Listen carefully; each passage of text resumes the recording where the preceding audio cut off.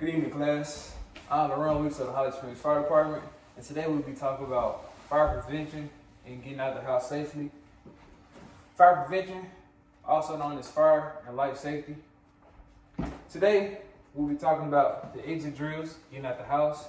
If you're a child, the stop, drop, and roll method, what to do if an emergency occurs, and how to properly get about. So, to start, we're going to start with the younger kids because as adults, this is who we love more, we tend to worship more. Me being a father, I would want my son to know what to do in state of an emergency. So, as kids, we know kids like to play with dangerous things, fire, all sorts of things that matter. It's a no-no. Kids, if you see a fire and you're unable to get to an adult, please, please, please, if you have a phone or you're near a phone, dial 911. 911. 911. We can't stress that enough because every second is of the essence. Within calling 911 and you're trapped inside a house, kid or adult, if you see a window and you can get it open, by any means, get the window open and get out the house. Find a safe point within the yard to find and you go meet. This is where the home fire escape plan comes in. It's very, very, very essential and necessary that every parent or guardian, whoever he or she may be, have a safe plan to do and know what to do.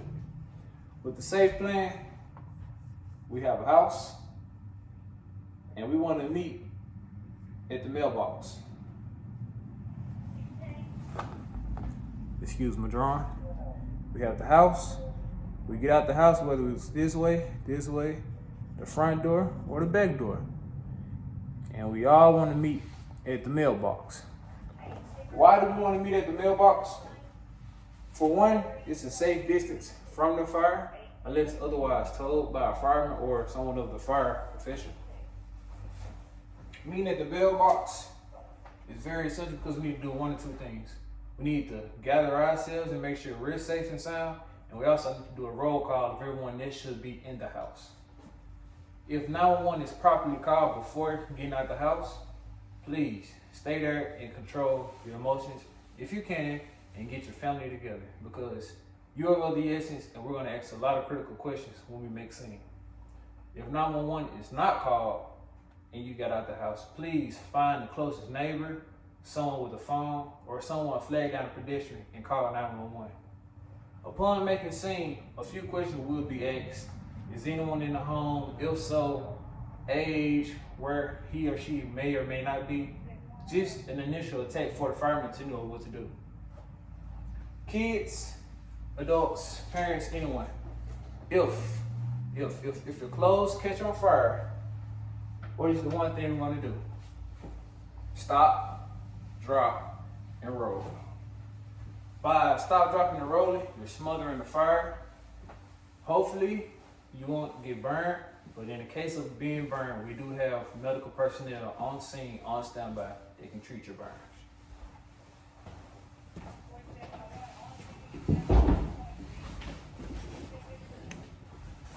With the stop, drop, and roll method, first, we're going to stop what we're doing.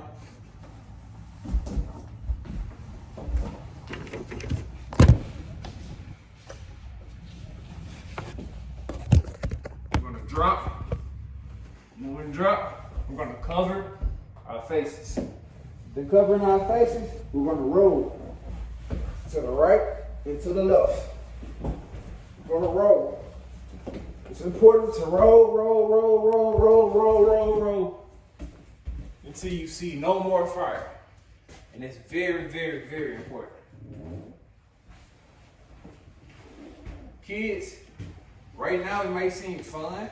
Adults, not so fun, but it's very important to know that method and do those three things in the state of an emergency.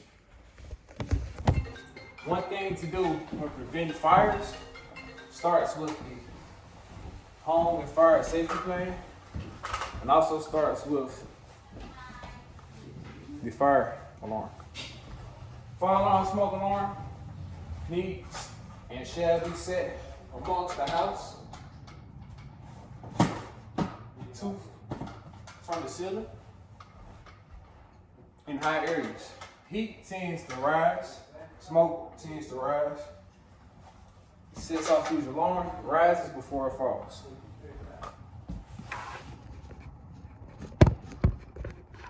Typically, the ones we use here at the Holly Springs Fire Department are 10 years. They're good for 10 years. And if you call, we'll come out and we'll be able to install, whether you get it from the fire department or you get it from anywhere around. We will come to your house and install the proper way for you.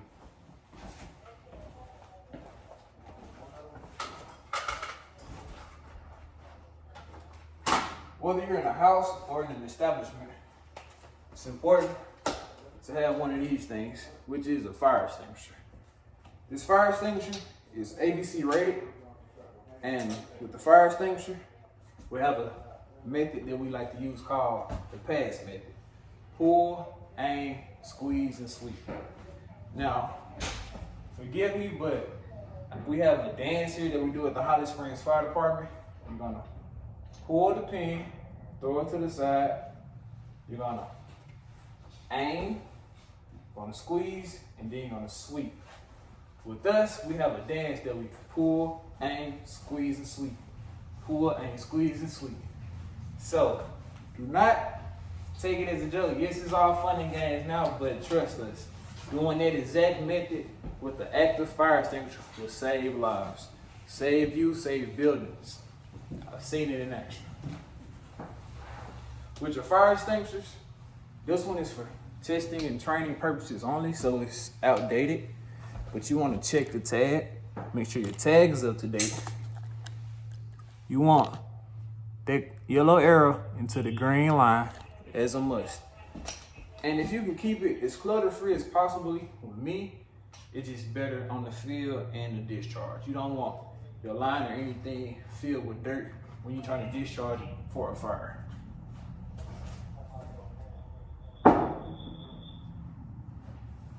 Also, kids, when you're learning about fire, as a firefighter and the things we do within the fire service, we do give hats.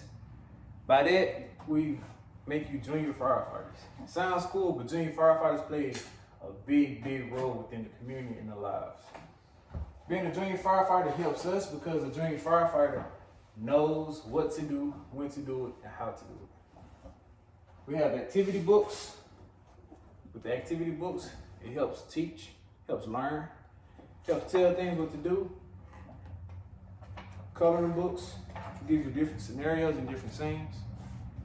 It's a wonderful, wonderful, wonderful thing to do.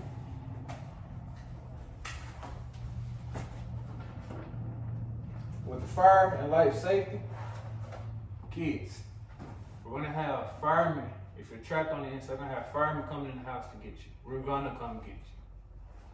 Once we come to get you, it's important that you're not afraid of us and become comfortable with us, because we all have the same end goal, is getting you out the house. So, by that being said, as seen in the picture, it's okay to be friends with the fireman. It's okay to see what the fireman is about. It's okay. And parents, back to my fire home escape plan, doing the EDIT method, the exit drills in the home method. It's also good to have a time record of it. You want to get out as safely as possible and as fast as possible. Again, time is of the essence. Fire grows and doubles in size every minute. Just something to think about. And it's quickly, and as fast you can get out the house, it'll be time for the better. Parents, we have this instinct of protecting what's ours, protecting our kids.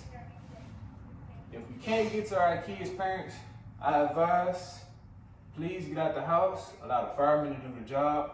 We have the special equipment, the special techniques. We know what to look for it. Instead of you going in, not making it to the child, now we have 2 victims trapped instead of 1. Parents, if you got the house, manage the outside until we get there. Let us know where you think the child was or anyone, because as parents, we have that instinct that kicks in. completely understand, but all lives matter within this. Welcome back, class. In this segment of the presentation, we're gonna show the proper way of doing the exit drills in the home. Yes, when the fire alarm goes off, it's gonna be loud, you may be asleep. In the fact that you are asleep, remember to crawl, do not walk, crawl. We wanna get as low as we can away from the smoke. So in this drill, we're gonna pretend that I'm in a home and they were asleep. Give me 1 second, please.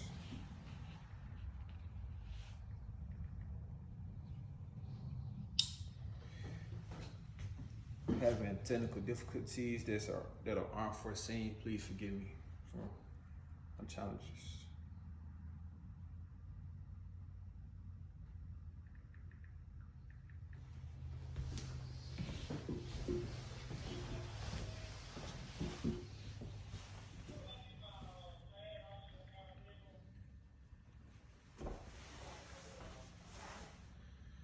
So, I'm going to pretend I'm in the house and I'm sleeping. This is the checkers game where grandson and granddad.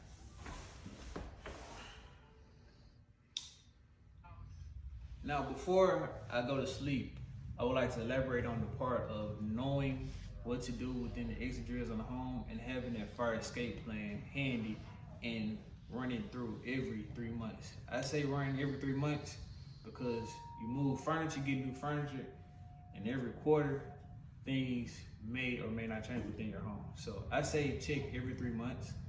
Just update it, check, make sure everything is right, and make sure everyone knows. So on this attempt of my exit drill in the home, I'm gonna not know what to do and not know my route out the home. So I will be going to sleep.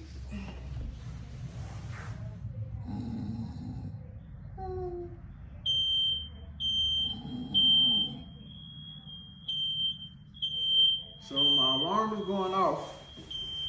The first thing I want to do is go directly to the floor. By going to the floor, the smoke is high and I'm low. I'm going to crawl. And this is why it's important to know where you're going within your drill. So I'm going to crawl. And now, I don't know where I'm going because the house is full of smoke and I'm unfamiliar of my route out my home. So I'm going to crawl and crawl until a point where I'm going to be either disoriented or, God forbid, the smoke has come around. So what I would do is go down and now I become trapped. And that's what we don't want if we don't have to have it. That's why the preventive methods are very important within starting. Fire is very, very, very dangerous. So, before starting my next drill, I would like to elaborate on the purpose of leaving your doors shut in your room. We have, for instance, you have a regular door in the room. If we go to sleep and our door is wide open, that gives the oxygen to the fire. It gives the fire more fuel to grow and grow faster.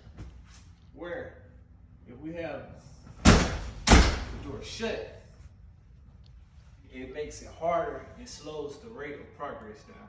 So parents, I know we have kids, you don't want them sleeping with the doors closed. Just a thought, the preventive measures and the protection that you will have with your door closed versus your door being open goes through the roof because the room would be so much more protected. Through a structure fire, the entire fire, the whole house could be burned down and your room would be barely charred. Something to look into, parents, I suggest for homework tonight, you read up on it. Yes, I know some of these things like, wow, man, it's crazy, why would we do that? But please, parents, look into doing it. Now, in this scenario of the exit drills in the home, we're going to show you the proper ways and different channels of successfully getting out of your house in a safe and sound manner. So, well, if you start back over by going to sleep again, please forgive me.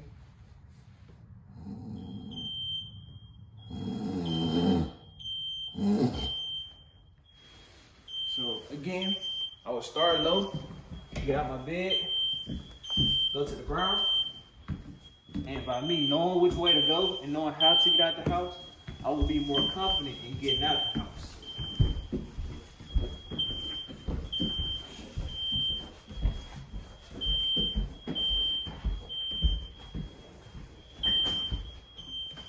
Kids and parents, it's also very, very important to always check the door before you go on the other side of the door.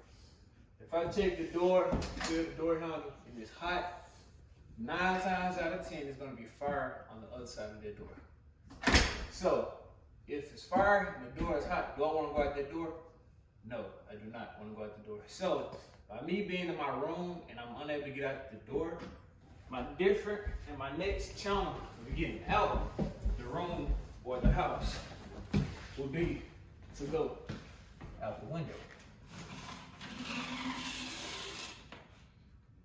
I'm not worried about mommy and daddy being mad because I busted the window. No, I think they value my life more. So, a method in the fire department we like to say, dude, try before you burn. If you're able to get your window up successfully, please, by all means, get your window up successfully. If you have to bust your window to get out the house, by all means, bust your window to get out your house. If it's on fire and you have to fulfill these things, you shall make it out the house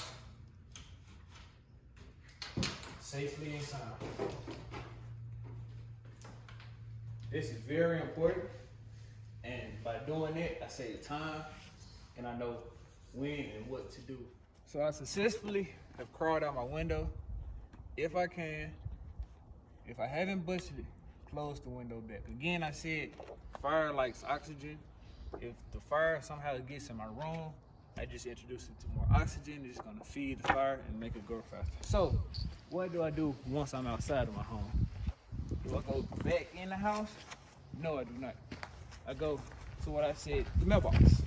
Everyone should have a mailbox and have light numbers, reflective numbers, so that the firefighters can see. Because sometimes we go on these dark roads that we don't know, and we're not familiar where each and every address is, but we know the neighborhood of the address. Today we're gonna pretend that this trash can, forgive me for my prop, but this trash can is our mailbox. So as the parent, the guardian, whoever's in charge, I want my exit drill in the home. So when the firefighters get on scene, I can give whoever's in charge of the apparatus, whoever I get, forgive me, I can tell whoever is in charge of the apparatus what's going on and get them a size up of the scene. So I'm gonna check to see who all is here. So Johnny's here, Mary's here, Charles here, Doug. But I'm missing Grandma. I have 4 people here, excluding myself, but I do want to give a stripe for myself to know how many was in that home. But I'm missing Grandmother. So when the fire department gets here, I'm gonna say, hey, Grandmother is still in the home. Why? She's unaccounted for. Am I gonna go back in the home looking for Grandmother? I am not. So when the apparatus pulls up, hi, my grandmother is still in the home. Her room is on the back right side, and she should be in there. She probably was asleep. What we call the back right side is the CD corner, but the back right side is a good scene size of food. We'll know where to go. That's where we'll start our initial search of getting in there. If the firemen tell you to push back from that mailbox, please by all means push back and allow us to work, because your safety and your family safety is the overall safety that we look for. We do this job to protect you. So in lesson review class, we have talked about the importance of having a home fire safety escape plan. We have talked about what to do when a situation occurs on the adult side and as the child side. Children, please remember the 3-step method that I talked about: the stop, drop, and roll. That is very, very, very important.